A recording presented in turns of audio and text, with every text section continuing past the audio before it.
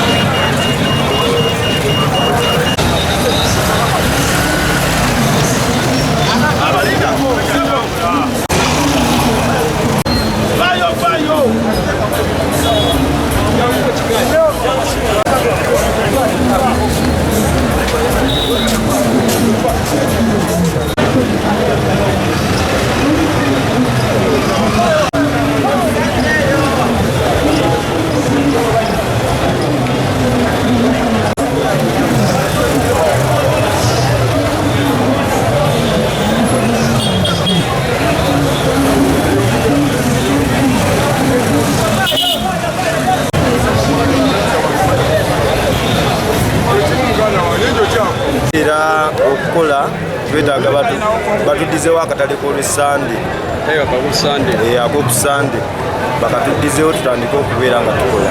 Kalimu birungi kaali kayamba abantu abawansi nabo ne babeera nga basobola okubeerawo.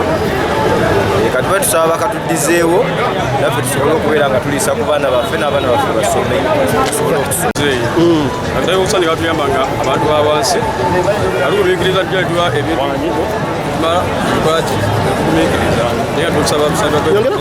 atali k'okusande bakati kayamba buli muntu wawansi omunaku era tukayamba okubeerera abaana baffe n'abantu tufuna ekyolisa aba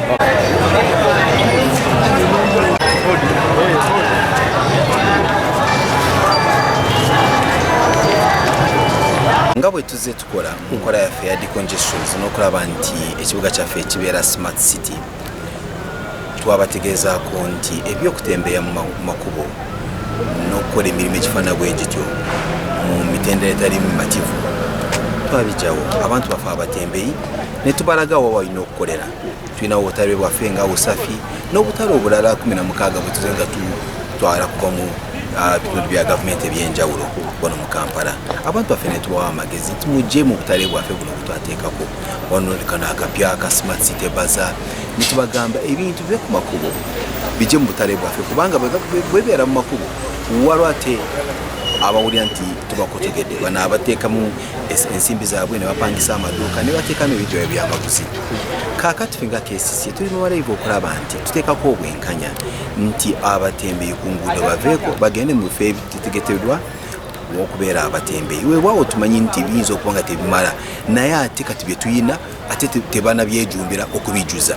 Tulina akatale akapya Busega abantu tebanakayingira baagala bizinesi bagikuba abantu mu maaso ku makubo n'ebirala ebifaana bwe bityo. Ekyo si kibuga kyaffe kye twagala okuba nga tubeeramu ffenna nga kyeyimirizaamu. Oyagala naawe obeere ng'otambula mu kibuga kyo nga toyina kweraliikirira kulinnya ku nnyanja y'omuntu oba kulinnya ku lyenvu bwe lityo oba kukuba ebyamaguzi by'omukyala n'akwiriisa ebintu ebifaanako bwe bityo. Yes, abantu baffe tubakubira omulanga beejumbire okujja kukolera mu bifo ebituufu ffe nga Kcca betutaddeko. At least mujje tusange okusoomozebwa mu miwendo gy'abantu egize tweyongere okulaba nti ebifo bino tubigaziwa n'okupulaningira ebifo ebirala ebifaanako bwe bityo naye nga si bantu kweyiwa ku nguudo n'okutandika kukolera ebintu bye balina okukola ng'okutunda ebyamaguzi n'okukola n'emirimu emirala ng'abasiikazi capati abakanikazi boodabooda ffena ate tweyiye ku nguudo.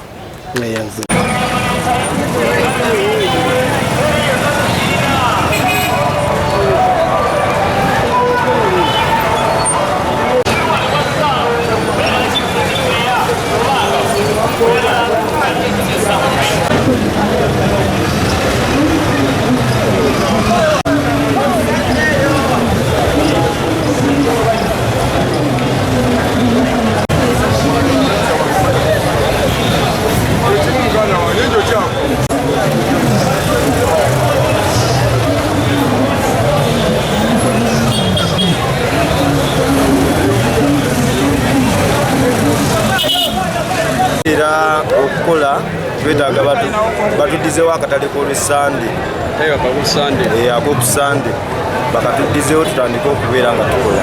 Kalimu birungi kaali kayamba abantu abawansi nabo ne babeera nga basobola okubeerawo. Kati bwe tusaba bakatuddizeewo naffe tusobole okubeera nga tuliisa ku baana baffe n'abaana baffe basome tusobole okusoma. Akatale k'okusande katuyamba nga abantu bawansi aliwo biyigiriza ddala ebintu mala lwaki okugumiikiriza naye nga tukusaba